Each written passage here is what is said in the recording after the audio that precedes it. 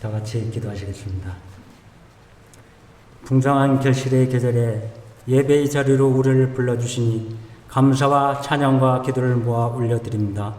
이 시간 함께하는 교우들과 있는 처소에서 마음으로 동참하는 주의 자녀들에게 동일하게 역사하여 주시고 우리의 예배를 기쁘게 받아 주시옵소서. 봄에 씨 뿌리고 추수할 때 우리의 수고가 헛되지 않으므로 기쁨이 충만하듯 성숙한 믿음과 더 풍족히 채우시고 후히 주시는 주님께 기쁨을 이기지 못하여 세상을 향한 사랑의 물결이 더욱 가득 차도록 우리를 인도하사 찬양과 기쁨과 감사가 일상생활 가운데 나타나게 하옵소서. 새해를 시작하면서 계획하고 성취하려 했던 우리 삶을 이제 돌이켜보면 하나님께 아뢰고 신실한 하나님을 의지하기보단 사람의 마음으로 인간의 욕심과 의지를 앞세우고 때로는 누군가를 원망하고 비판하고 탓한 것이 있다면 이 시간 구원을 베푸실 하나님께 아뢰어서 회개와 숙제의 시간이 되기를 간구합니다. 지구촌이 코로나19 대유행으로 전 세계 초유의 사태를 보고 듣는 중에 우리의 심령이 열게 하사 마지막 때의 하나님이 주시는 계시로 교훈과 책망과 권면해 주시는 줄로 깨닫고 삶의 둯대를 세상이 아닌 오직 만유의 주제자이시는 하나님께 향하여 담대히 살아갈 수 있도록 지혜와 권능을 허락하여 주시옵기를 원합니다. 도처에 코로나19로 위축되고 하나님을 향한 우리의 지성이 무뎌지고 핑계거리를 찾아 방황하거나 낙심한 것이 있다면 이 시간 자복하오니 우리의 허물을 용서하여 주시길 간구합니다.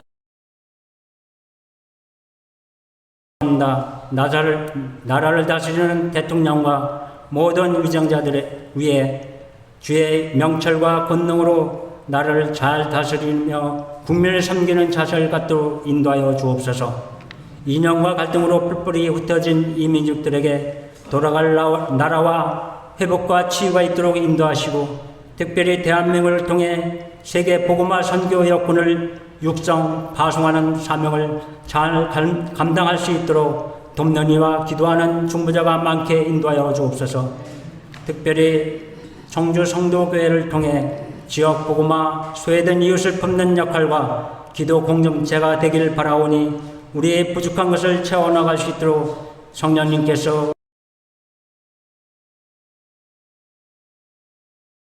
까지 지내온 것 감사드립니다. 특별히 아프고 지치고 피곤한 육신의 질병으로부터 이 시간 원하고 간구하는 믿음의 지체들마다 하나님의 손길로 어루만지사 치유와 회복의 역사가 있기를 기도드립니다. 항상 말씀으로 우리에게 영생의 길잡이가 되신 목사님께 강건하게 역사하여 주시고 그리스도의 인도하심이 날마다 임하여서 피곤하지 않게 인도하여 주시길 원합니다. 오늘도 우리에게 사랑을 베푸시고 영광 받으시기에 합당하신 우리 주 예수 그리스도의 이름으로 원하옵고 기도드립니다. 아멘. 네, 하나님 말씀 같이 읽겠습니다. 히브리서 11장 8절입니다.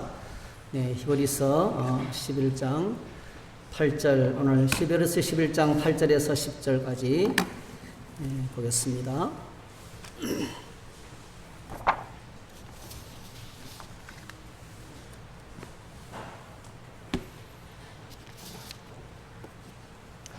네, 히브리서 11장 8절에서 10절까지 말씀입니다. 같이 한번 읽겠습니다. 믿음으로 아브라함은 부르심을 받았을 때에 순종하여 장래의 유업으로 받을 땅에 나갈새 발바를 알지 못하고 나아갔으며 믿음으로 그가 이방의 땅에 있는 것 같이 약속의 땅에 거류하여 동일한 약속을 유업으로 함께 받은 이삭 및 야곱과 더불어 장막에 거하였으니 이는 그가 하나님이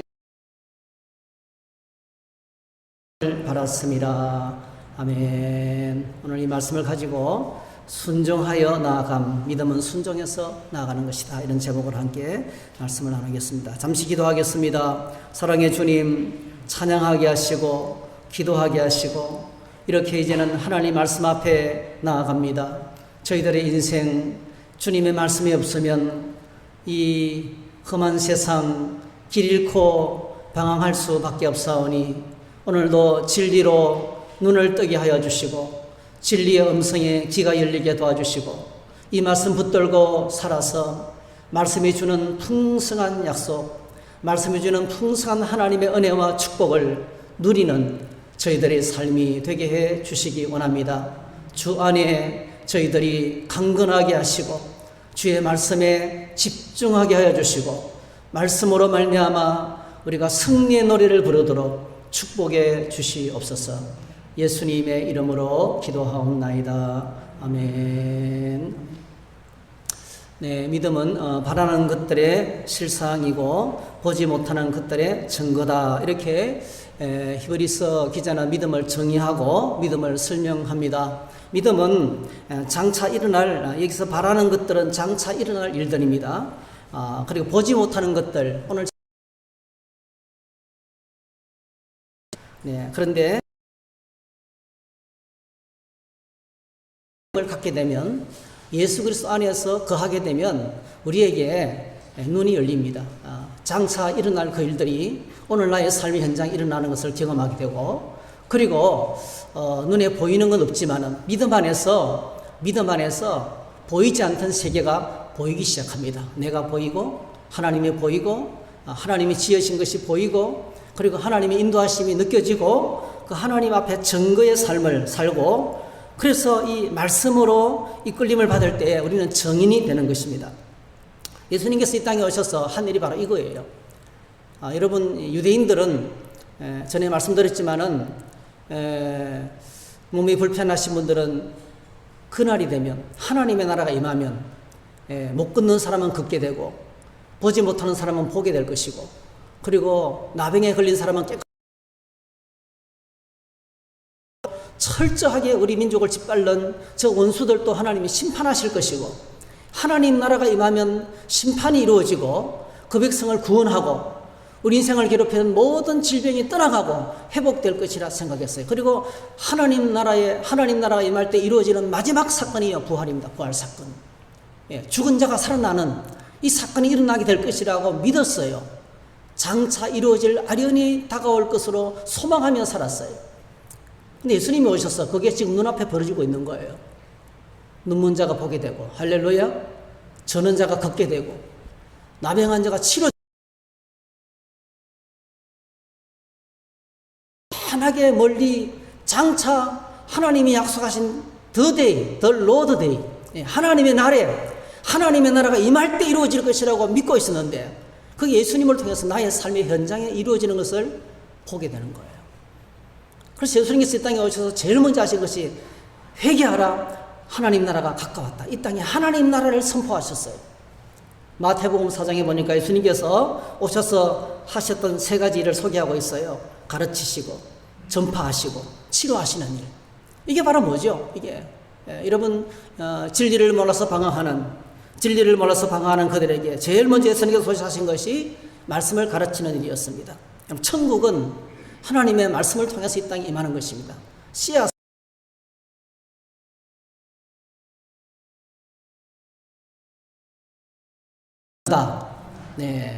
그래서 예수님이 땅에 오셔서 가장 많이 하시던 사역이 하나님의 말씀을 티칭하는 사역을 하셨어요. 가는 곳마다 뭐 바닷가든지 들판이든지 언덕이든지 사람들이 인산인해로 발표를 왜냐하면 천국은 말씀을 통해서 임하기 때문에 그렇습니다. 우리가 새벽기도 때 지금 요한복음 이제 읽기 시작했잖아요. 요한복음 3장에 밤에 니고데모가 예수님을 찾아왔어요. 그리고 예수님을 부르는 첫 번째 믿음의 고백이 바랍니다. 당신은 하나님께로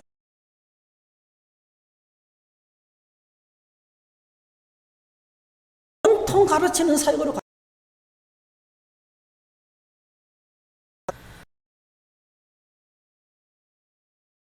식민지가 되어서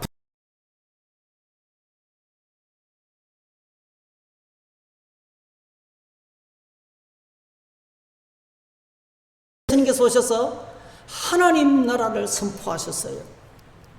나병에 걸려서 집에서 쫓겨나서 나병 환자촌에서 홀로 생명을 연장하고 있는 그들에게 하나님 나라는 그 더러운 나병에서 깨끗해지는 것이었습니다.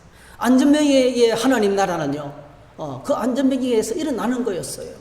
눈먼 자에게 하나님의 나라가 임하면요, 눈이 열리는 것이었어요. 근데 예수님께서 오셔서 장차 하나님의 나라가 임할 때 백성 고치시니. 그래서 예수님의 치유는 단순한 치유가 아니에요.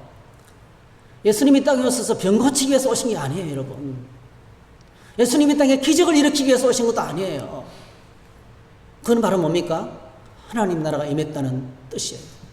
하나님 나라가 임했다는 사인이에요. 이제 하나님의 통치가 시작됐다는 거예요. 여러분, 유대 땅 이스라엘 백성들 하루 이틀 유린당한 지 하루 이틀이 아니에요. 네. 에집트에서 노예살이 하다가 해방됐지만은 그 위에 그들은 또 뭐죠? 얼마 못 가서 그들은 계속 바벨론에 포로가 되고, 여러분 아시잖아요.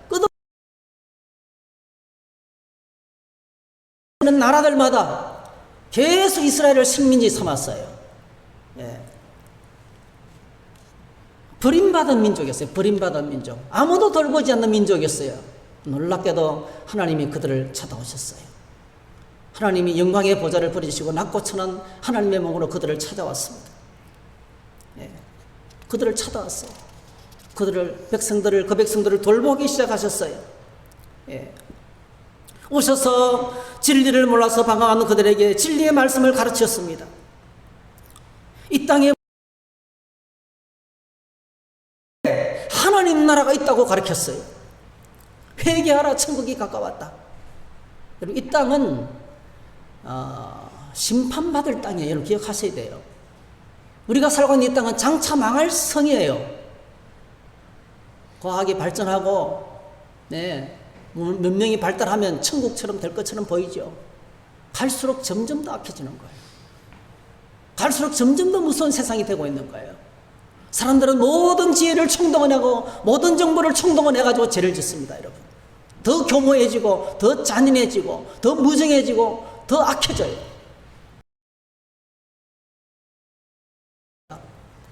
정말 천국 같은 세상이에요. 잘못하면 천국 같은 세상이라고 하기 쉬워요. 예? 조선시대 사람이 오늘날 사람을 볼 때 천국이라고 생각하지 않겠어요? 뭐, 400km, 500km 달리는 열차가 있나? 예? 없지 않나? 여러분, 접었다 폈다 하는 핸드폰이, 이거 상상이나 하겠어요? 그런데 여러분, 실제로 세상은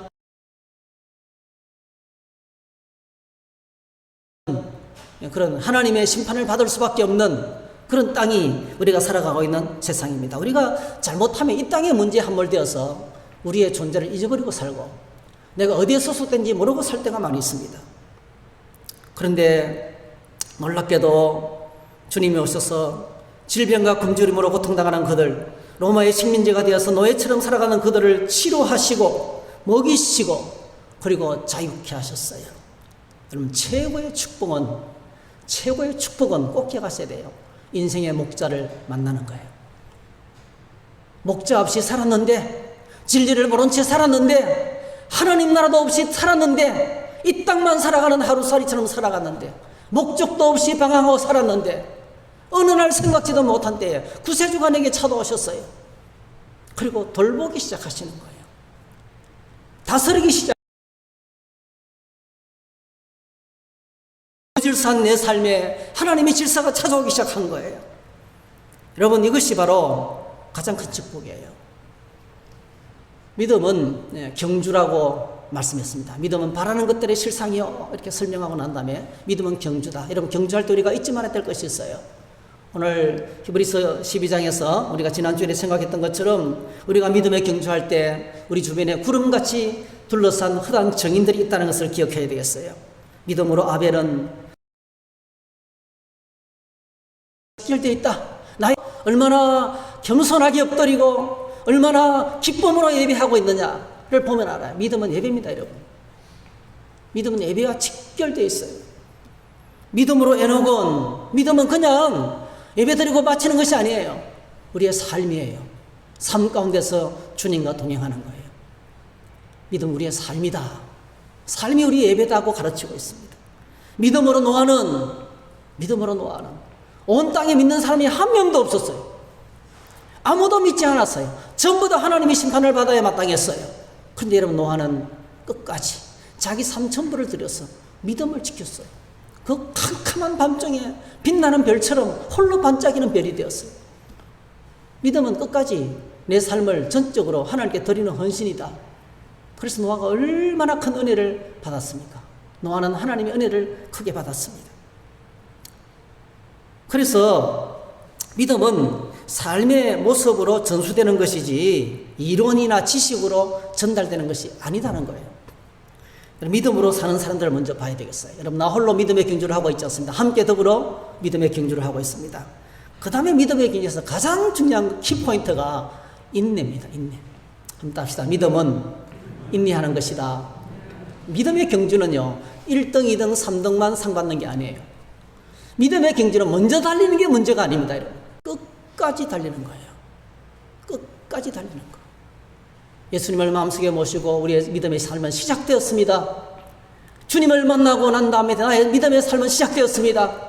우리가 주님 앞에 서는 그때까지, 주님 앞에 서는 것까지 완주하는 거예요. 사도 바울이 고백했죠. 내가 선한 싸움을 싸우고 나의 달려갈 길을 마치고 믿음을 지켰으니 이제 흐르는 나를 위하여 의의 유관이 예비되었으므로. 그렇습니다, 여러분. 믿음은, 믿음의 경주는 끝까지 완주해야 돼요. 믿다가 낙심하고 주저앉고 포기하고 상 받지 못합니다, 여러분. 인내가 필요하다 했어요. 믿음의 경주에서 가장 큰 것이 인내입니다. 아무리 힘들도, 아무리 고통스러워도, 놀랍게도 주님 보좌 앞에 나가면 현실은 죽을 것만 같아도요, 하나님께 나가면 세상을 이길 수 있는 평화를 하나님이 주십니다. 할렐루야. 인내하게 하시고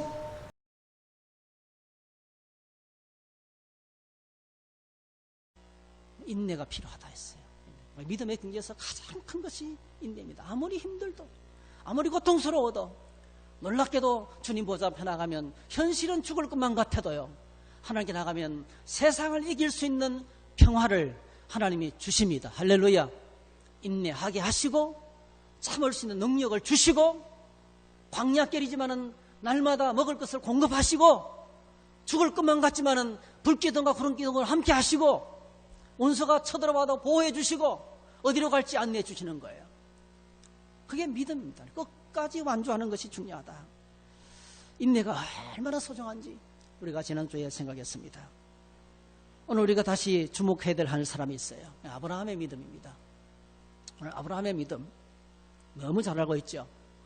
아브라함의 가정사에 관한 이야기, 아브라함의 삶에 관한 이야기는 성경 여러 군데 나와 있는데, 특별히 그의 가정사와 그가 어떤 배경에서 하나님의 말씀을 받았는지는 창세기 11장, 창세기 12장, 그리고 사도행전 7장, 그리고 여호수아 24장, 이런 데를 이제 참고하면 아브라함이 어떤 상황에서 하나님의 부름을 받았는지 알 수 있어요. 여러분 한번 보실까요?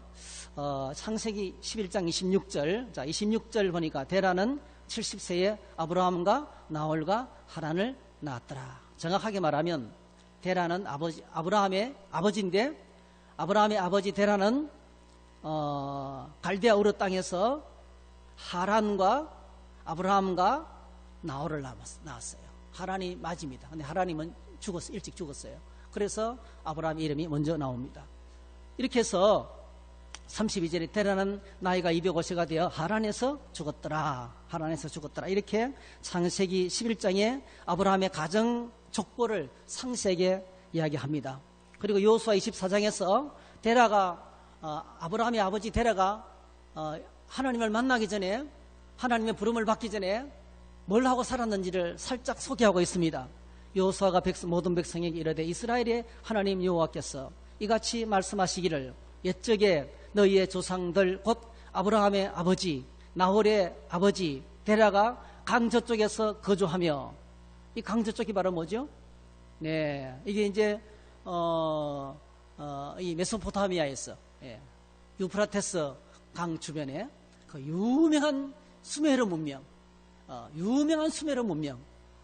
이 지금부터 약 4,000년 전의 역사인데요, 18세기에 유럽보다도 더 발달한 문명을 갖고 있었어요. 정말 엄청난 문명을 자랑하는 곳이었습니다. 흙의 문명. 2층 집을 짓고 온 집안에 물이 2층부터 내려와서 1층으로 내려가면서 빠져나가는 배설물이 처리되는 18세기 유럽만 해도요. 그 사람들이 집안에서 나온 배설물, 똥과 오줌을 담아놨다가 길바닥에 버렸어요. 길바닥에. 얼마나 누추했는지 더러운지 몰라요. 근데 이 수메르 문명은요. 그때 이미 2층부터 물이 들어와가지고 2층부터 1층을 흘러내려가면서 집안의 배설물이 깨끗하게 하수구로 흘러가는 그런 시스템을 갖고 있을 정도로 엄청나게 탁월한 문명이었습니다. 구구셈이 발견되고. 그런 문명 속에, 탁월한 문명 속에 살아가고 있던 정주민이 바로 아브라함의 가정이었습니다. 근데 아브라함이 그 가정에 뭘 하고 있었느냐? 여호수아는 강 저쪽에서 우상 장사를 하고 있었다. 우상을 섬기고 있었다. 그런데 유대 문서와 또 그 고고학의 문서를 보면 이 아브라함의 아버지 데라는 장색이었다는 거죠. 우상 장색이었다는 거죠. 신이 내린 사람이 자기가 본 신을 이 사람에게 말하면 이 사람이 그들이 본 신 그대로 만들어주는, 딱 듣고 신을 만들어주는 장색이, 신장색이, 신을 만드는 사람, 이 바로 이 아브라함의 아버지였다는 것입니다. 그리고 드디어 하나님께서 아브라함을 창세기 12장에서 부른 내용을 얘기합니다. 고향과 친척 아버지 집을 떠나서 내게로 보여줄 땅으로 가라. 아브라함은 부름을 받고 순종합니다. 놀라운 것은 여러분, 이 계시는 진전이 되거든요. 계시니 애매모호한 것이 계시가 진행될수록 점점 더 확실하게 돼요. 여러분, 오늘 저와 여러분들의 삶의 모든 것이 지금은 애매하지만은 우리가 하나님 앞에 가면 완전히 드러나게 될 거예요. 계시는 시간이 흐를수록 진전이 되는 겁니다. 그래서 늦게 기록된 책이 더 정확한 사건이에요. 신약을 가지고 구약을 봐야 돼요. 구약을 해석하는 기초가 신약이에요. 신약의 계시는 훨씬 더 진보된 계시이기 때문에요. 사도행전의 7장에서 스데반이 아브라함 가정사 이야기를 합니다. 이렇게 이야기합니다. 놀라운 이야기를 하는데요. 사도행전 7장 2절에서 4절, 스데반이 순교하기 직전에 그 사람들 앞에서 하는 설교의 첫 시작이 바로 있습니다. 스데반이 이르되 여러분 부형들이여 들으소서. 우리 조상 아브라함이 하란에 있기 전 메소포타미아에 있을 때에 영광의 하나님이 그에게 보여 이르시되 고향과 친척을 떠나 내가 내게 보일 땅으로 가라 하시니, 아브라함이 갈대아 사람의 땅을 떠나 하란에 거하다가 그의 아버지가 죽음에 하나님이 그를 거기서 너희 지금 사는 이 땅으로 옮겼었느니라. 아브라함은 두 번 부름을 받았어요. 제일 먼저 뭐죠? 갈대아 우르 땅에 살 때 하나님이 나타나셔서 그를 부르셨어요. 그리고 뭐죠? 부름받아서 이동하다가 어디까지 갔습니까? 하란까지 갔어요. 하란은 갈대아 땅의 마지막 경계예요. 우리나라식으로 말하면 만주로 떠나려고 하다가 신의주에 머무른 거예요. 국경을 못 넘는 거예요. 너무 위험천만하기 때문에. 그 하란에서 아버지가 250에 세상을 떠나고 난 다음에 이제 아브라함이 또다시 부름을 받는 것이 바로 창세기 12장이에요. 똑같이 고향과 친척 아버지 집을 떠나서 내가 내게 지시할 땅으로 가라고 부름을 받고 아브라함은 순종해서 길을 떠나는 것입니다. 그래서 종합해서 말씀을 드리면 이 모든 사실을 종합해서 말씀드리면 아브라함의 스토리는 이렇게 됩니다. 아브라함이 메소포타미아 갈대아 우르에서 아버지 데라와 함께 살고 있었어요. 아버지 데라는 다른 신들을 섬기고 있었고 특별히 이제 신을 만드는 장세기를 하면서 살았어요. 그래서 아브라함의 아버지 데라는 영적인 지식이 굉장했습니다. 어떤 신에 관한 설명을 딱 들으면 그거를 만들어내는 사람이었어요. 늘 신을 섬기는 사람들과 만나서 생활하는 사람이었어요. 그러니까 신의 세계를 너무나 잘 알죠. 영적인 세계를 너무 잘 알고 있어요. 그 신이 내린 사람이 자기의 신을 거부하면 심병이 임한다는 것도 알아요. 죽는다는 것도 알아요. 그 영적인 세계가 굉장히 밝은 사람입니다. 그런데 아브라함의 가정에 충격적인 사건이 벌어져요. 그게 바로 뭡니까? 형 하란이, 아브라함의 데라의 첫 아들 하란이 롯을 낳고 난 다음에 세상을 떠나는 거예요. 여러분, 아들이 세상을 떠났어요. 큰 아들이 세상을 떠났어요. 엄청난 충격이 데라에게 찾아옵니다. 그때 이 충격 속에 있을 때에 하나님이 아브라함에게 나타나는 거예요. 고향과 친척 아버지 집을 떠나라. 여러분, 어떤 상황입니까? 아브라함은 그 당시에 나이가 60이었어요. 60. 60세에 하나님의 첫 부름을 받는 거예요. 60이 되었지만 아이가 없었어요. 자녀가 없었어요. 사라는 자녀를 생산할 수가 없었어요. 보세요. 첫 아들은 왠지 모르게 갑자기 세상을 떠나서 아들 하나 남겨놓고 아들이 세상을 떠나버렸어요. 둘째 아들은 결혼했는데 불임 부부였어요. 그런데 놀랍게도 어느 날 아브라함이 자고 일어나더니 아버지, 나 하나님 만났어요. 신이 지난밤에 내게 나타나셨어요. 여기를 떠나라 하셨어요. 고향을 떠나라고 말씀하셨어요. 어디로 갈지는 말씀 안 하셨는데 인도하시겠대요. 그때요, 이 은장색이 아버지가 물었을 거야. 네가 만난 하나님은 어떻게 생겼느냐? 모든 신을 지금까지 조각해서 만들어냈기 때문에. 근데 이 아브라함이 내가 만난 하나님은 형체가 없었어요. 그분은 그로리 가운데 엄청난 영광 가운데 내게 말씀하셨어요.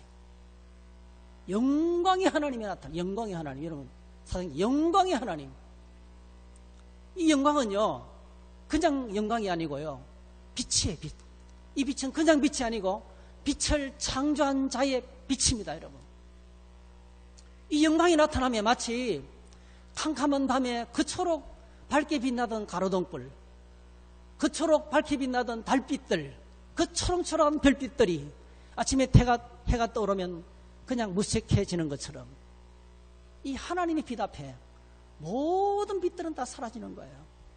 그 엄청난 영광의 하나님이, 그분은 당신이 만들 수가 없어요. 그분은 아버지가 만들 수 없는 신이에요. 내가 본 하나님은 영광 가운데 계시는, 감히 바라볼 수 없는 분이에요.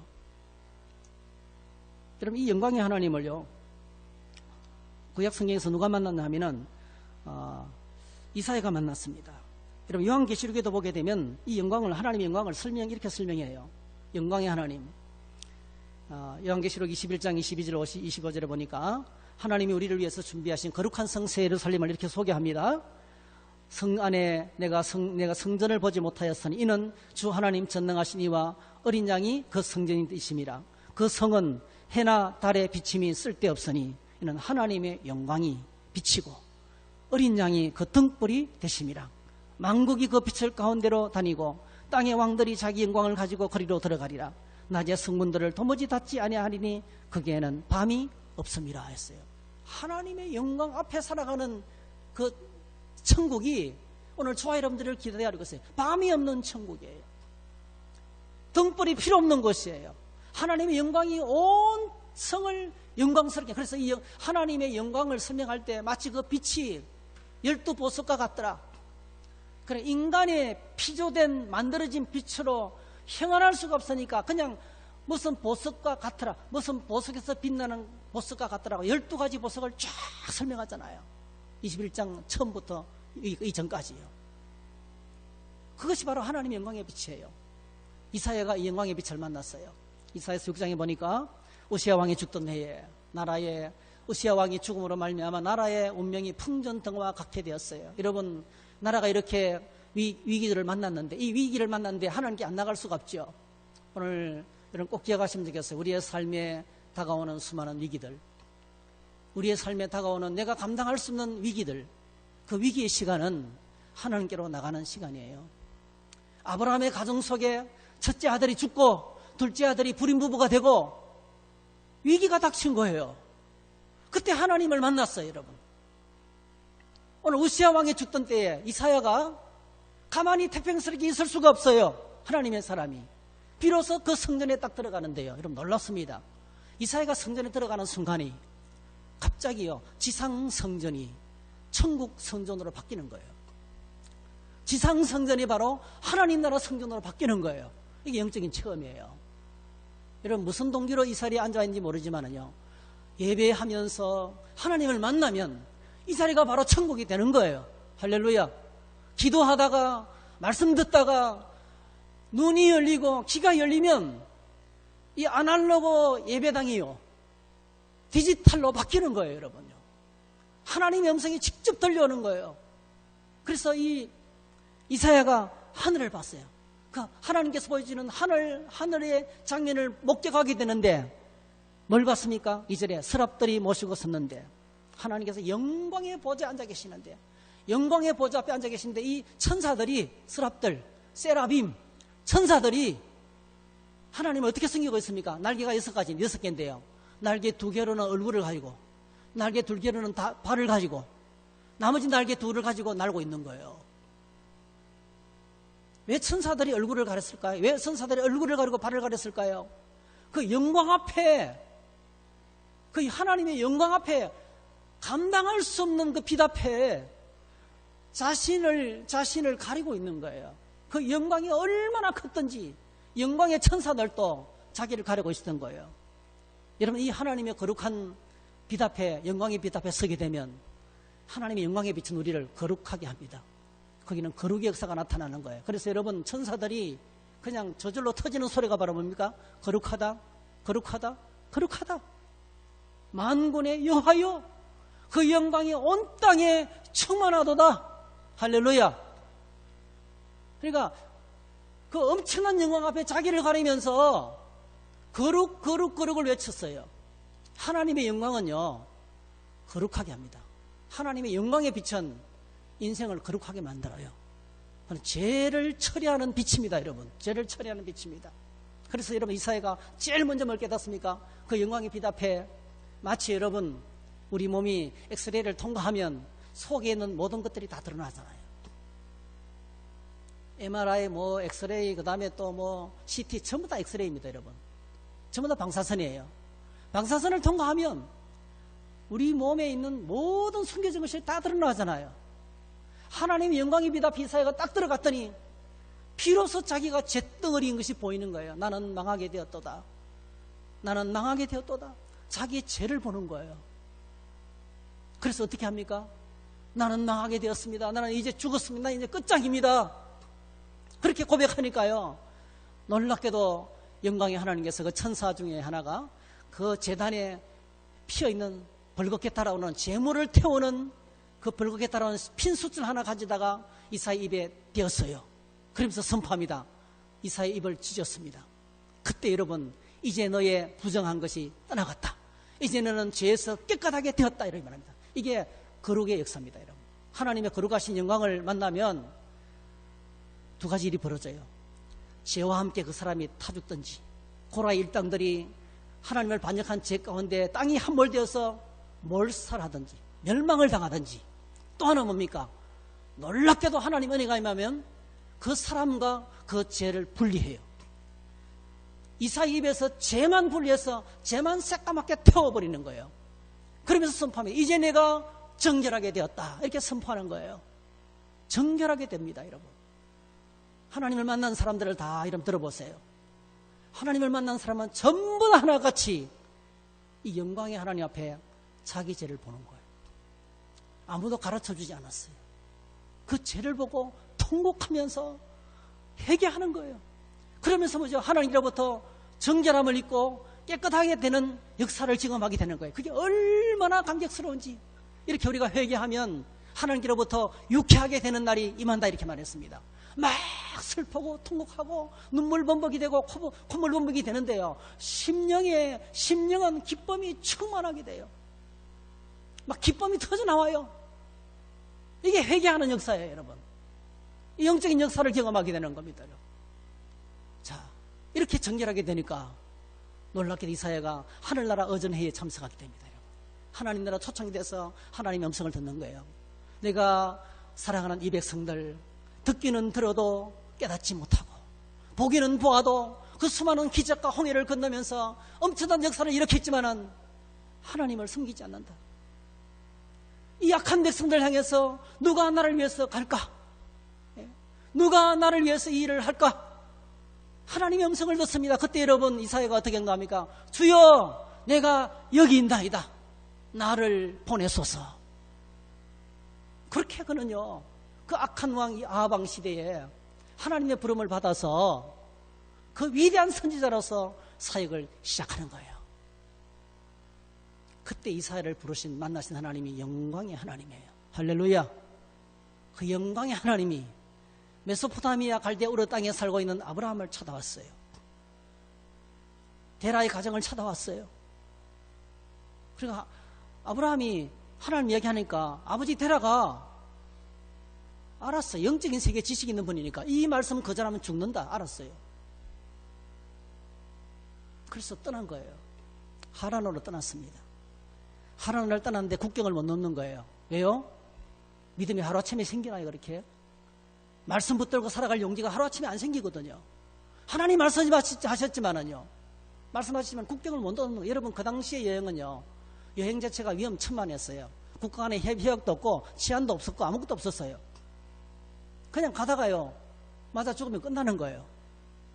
아내 죽이고 재물 빼앗고 죽이면 끝나는 거예요. 정주민으로 살다가 방랑자가 되고 유목민이 되는 것은요. 아무도 하지 않는 일이에요. 그거는요. 상식적으로 불가능한 거예요. 사실은요. 안정된 삶을 살고 세계 최고의 문명 가운데서 여러분 안정된 서울 한복판에 딱 집을 짓고 직장 좋고 여러분 안정된 생활을 하고 있는데 너 지금부터 오늘 떠돌이 생활을 해라. 대한민국 삼천리 반도를 떠돌면서 내가 지시하는 곳으로 따라다니라. 그 유목민 생활을 시작하는 것은요. 이거는 말도 안 되는 소리예요. 근데 여러분 거절할 수 없었던 게 바로 뭡니까? 영광의 하나님이 나타나셨기 때문에 하란까지는 왔어요. 거기서 뭐죠? 15년간 살다가 드디어 마침내 아브라함의 나이 75세, 데라의 나이 205세가 되어서 아버지가 세상을 떠나자 하나님 또다시 나타나서 말씀하시는 거예요. 그게 창세기 12장 1절에서 3절이에요. 여호와께서 아브라함에게 이르시되 너는 너의 고향과 친척과 아버지 집을 떠나 내가 내게 보여줄 땅으로 가라. 또다시 말씀하시는 거예요. 하나님이 이렇게 우리를 계속 부르십니다. 여러분, 사랑하는 성도 여러분, 하나님께서 부르실 때 여러분 응답하고 계십니까? 하나님은 계속 부르시는 거예요. 사건이 툭툭 터지면서 부르시는 거예요. 하란이 죽고 그때 불렀어요. 아버지가 세상을 떠났어요. 그때 또 불렀어요. 놀랍게도 아브라함은 그 하나님의 부르심에 순종해서 드디어 길을 떠납니다. 드디어 길을 떠납니다. 어떻게 떠납니까? 히브리서 11장 8절 믿음으로 아브라함은 부르심을 받았을 때에 순종하여 장래 유업으로 받을 땅에 나아갈새 갈 바를 알지 못하고 나갔으며 아브라함이 떠난 이 삶을요 갈 바를 알지 못하고 떠났다고 소개하고 있어요. 갈 바를 알지 못하고 나갔으며 이건 어떻게 가는 거예요? 하나님께서 아브라함을 부를 때 청사진을 쫙 해주면서 네가 갈 땅은 이런 것이란다. 이 땅이다, 이 땅. 지도를 딱 그려주면서 여기가 네가 살 곳이야. 그렇게 말하지 않으죠. 하나님께서 계획을 하나도 말씀 안 했어요. 그냥 너는 매일매일 나만 따라오면 돼. 내가 시키는 만큼 가고 내가 시킬 때 너는 스톱하고 매일매일 이제는 여기서 일로 옮겨. 그러면 옮기고 그렇게 살라는 거예요. 위에 음성 녹화되고 있죠. 음성 녹화되고 있죠. 네네. 여기 또 스톱됐어요. 매일매일 이끄는 대로 살라는 거예요. 매일매일. 하나님께서 한 발짝씩 인도하겠다는 거예요. 여러분 여행을 떠날 때 여러분 어떻게 여행을 떠납니까? 어떤 사람은 치밀한 계획을 세워서 모든 정보를 입수하고 떠나는 사람이 있어요. 어떤 사람은 어느 날 갑자기 막 떠나고 싶어. 공항에 갔어요. 여행을 가기로 했는데 갑자기 못 가게 된 사람 그 표를 얻어가지고 어디로 가죠? 자기가 어디로 가는지도 몰라서 일단 떠나는 거면 떠나기만 하대. 표를 받고 나중에 보니까 어디로 간대요. 야, 기대가 되는데 큰 설렘과 기대로 가득한 아무 계획 없지만은 그냥 떠나는 것이 목적인 거예요. 그렇게 해서 떠나는 사람도 많아요. 굉장히 감성적인 사람은 그렇게 떠나요. 그냥 훌쩍 아무데나 떠나는 거예요. 하나님이 아브라함을 부르실 때는 정말 무모하게 부르신 거예요. 계획도 청사진도 말씀하지 않았어요. 그냥 갈 바를 알지 못하고 떠나는 거예요. 그렇게 해서 아브라함이 드디어 가나안 땅 경계를 넘어갔는데요. 그때까지 하나님께서 목적지를 말씀 안 해주는 거예요. 제가 성경을 보니까 그렇더라고요. 드디어 여러분 아브라함이 가나안 땅 경계를 넘었어요. 넘어서 어디까지 들어요? 북쪽의 경계를 넘어서 가나안 땅을 지나가면서 가나안 땅 중부까지 왔어요. 가나안 땅 중간 지점이 세겜입니다. 세겜 땅 상수리 나무 있는데 와서 거기서 장막을 치는데 하나님이 그제서 비로소 목적지를 밝힙니다. 이런 목적지를 밝힙니다. 성경을 자세히 보면 이렇게 나와 있어요. 창세기 12장 6절에서 9절. 아브라함이 그 땅을 지나 세겜 땅 모래 상수리 나무에 이르니 그때에 가나안 사람이 그 땅에 거주하였더라. 여호와께서 아브라함에게 나타나 이르시되 내가 이 땅을 내 자손에게 주리라. 여기가 내가 네게 주고 싶은 그 땅이야. 이제서 밝히는 거예요. 그럼 아브라함이 하나님 여기가 도착지라고요? 와, 그동안에 내가 잘 따라왔네요. 불평하지 않고 잘 따라왔네요. 어디로 갈지 모르고 계속 인도를 받았는데 따라오다 보니까 여기까지 왔네요. 이 땅이 저 건장한 사람이 살고 있는 저 사람 땅이 이 땅이 다 내가 나와 우리 자손이 살 땅이라고요. 너무 감격스러워서 그곳에 뭘 합니까? 제단을 쌓고 감격의 예배를 드립니다. 할렐루야. 그래서 제가 창세기 12장을 자세히 들다 보면요, 아브라함의 믿음의 특징은요, 갈 데가 어딘지 몰랐지만은 하나님이 지시하시는 것을 따라서 매일매일 움직이다 보니까 어느덧 목적지까지 다 와 있는 거예요. 이게 아브라함의 신앙이에요. 갈대아 우르에서 하나님께서 아브라함에게 나타났을 때는 그 하나님의 모습은 영광의 하나님이었어요. 영광의 하나님. 그런데 하란 땅에서 하나님께서 아브라함에게 나타나신 그 하나님은 말씀하시는 하나님이에요. 말씀하시는 하나님. 따라하실까요? 영광의 하나님이 말씀하시는 하나님이다. 오늘도 우리가 믿음의 눈을 열면 말씀 속에서 영광의 하나님을 만날 수 있어요. 요한복음 1장 1절 태초에 말씀이 계시니라. 이 말씀이 곧 하나님과 함께 계시니 이 말씀이 곧 하나님이라. 말씀 안에 하나님의 영광이 가득해요, 여러분. 그래서 오늘 저희들의 신앙생활은 하나님 왜 이렇게 합니까? 오늘 어디로 데려갑니까? 묻지 마. 따라오기만 해. 이렇게 말씀하시는 거예요. 내가 인도하는 데로만 이끌어와. 따라와. 오늘 저희들이 살아가는 세상이 여러분 마치 광야길을 걷고 있는 아브라함의 가정과 같지 않습니까? 내일 무슨 일이 일어날지 몰라요. 우리 가정에 무슨 일을 만날지 모르겠어요. 얼마나 위험천만한 세상인지 몰라요. 오늘 우리가 세계에서 대한민국이 가장 치안이 좋은 나라라 하지만은요, 우리 인생에 벌어지는 일들은 아무도 몰라요. 내일 다음에 어떤 정권이 들어서게 될지, 다음에 어떤 일이 벌어질지 아무도 몰라요. 위험천만한 세상이에요. 절대로 믿을 수가 없습니다, 여러분. 좀 더 좋아지겠지. 모릅니다, 여러분. 더 악화될 수도 있어요. 나라가 부도날 수도 있어요. 어제의 선진국이 오늘 후진국이 될 수 있어요. 필리핀 같은 나라 보세요. 그리스 같은 나라 보세요. 우리가 들어놓은 영감이 어느 날 공중분이 될 수도 있어요. 내가 믿고 의지하는 것들이 한꺼번에 사라질 날이 있어요. 이것이 우리가 살아가는 정말 불확실한 시대예요. 오늘 이 시대는 불확실성 것 자체예요. 인간적인 눈으로 바라보면 잠을 못 잡니다, 여러분. 인간적인 생각으로 살려면 걱정이 돼서 인생의 무거운 짐에 압사당할 정도예요.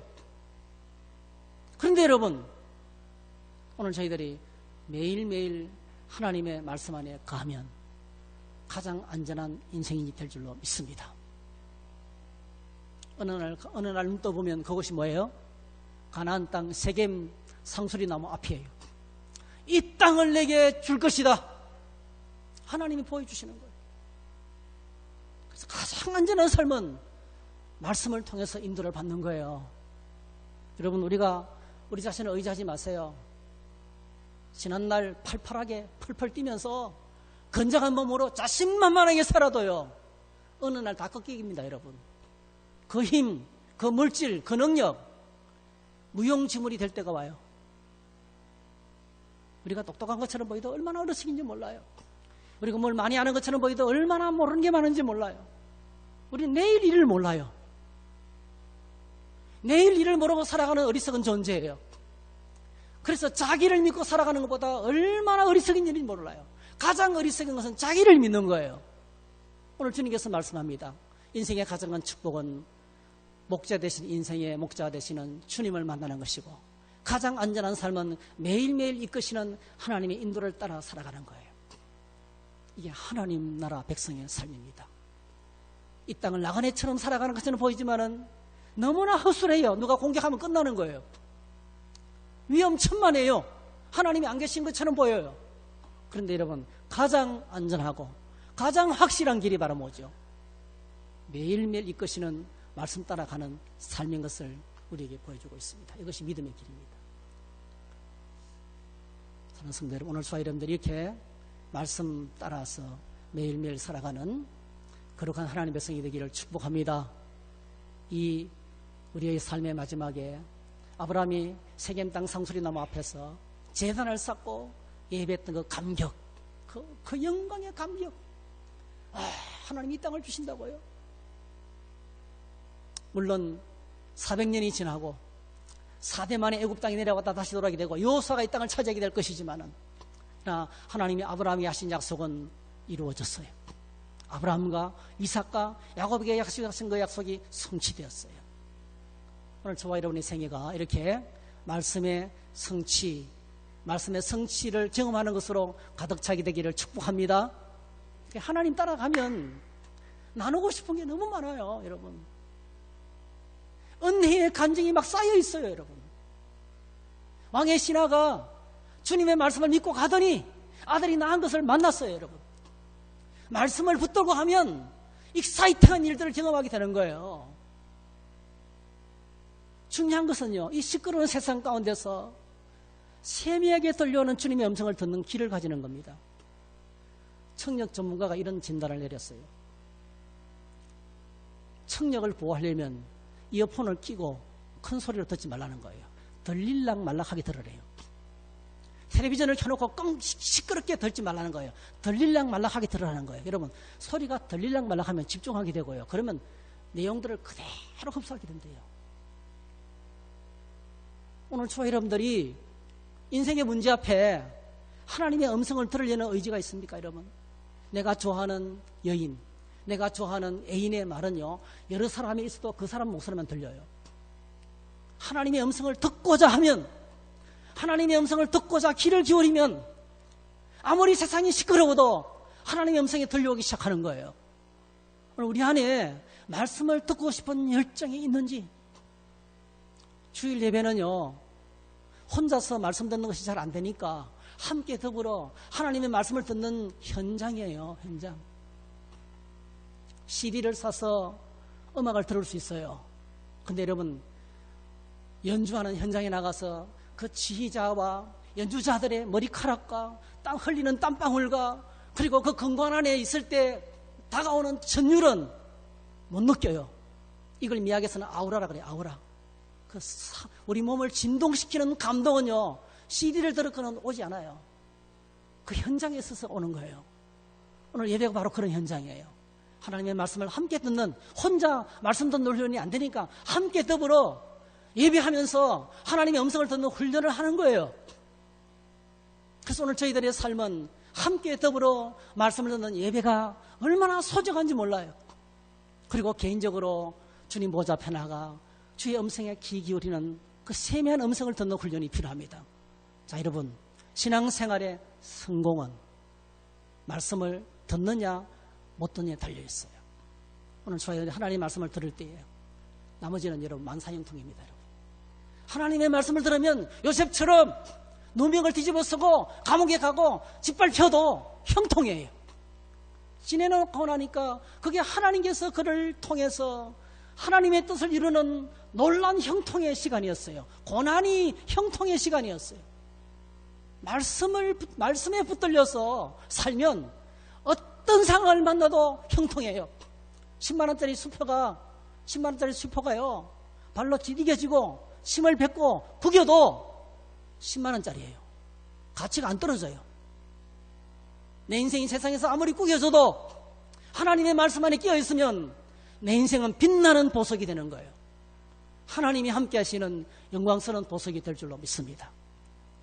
사랑하는 성도들, 오늘 저와 여러분들이 우리 앞길이 막막하고 어디로 가는지 몰라도 한 가지 분명한 것이 있어요.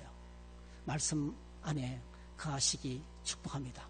하나님의 말씀 안에 거하면 하나님의 사람이 되고 하나님이 통치하시고 하나님이 다스리시고 하나님이 책임지시고 마침내 영광의 천국에 서게 될 것을 믿습니다. 이런 영광이 우리 안에 가득하기를 주의 이름으로 축복합니다. 할렐루야. 우리 함께 찬송 드리겠습니다. 네, 찬송가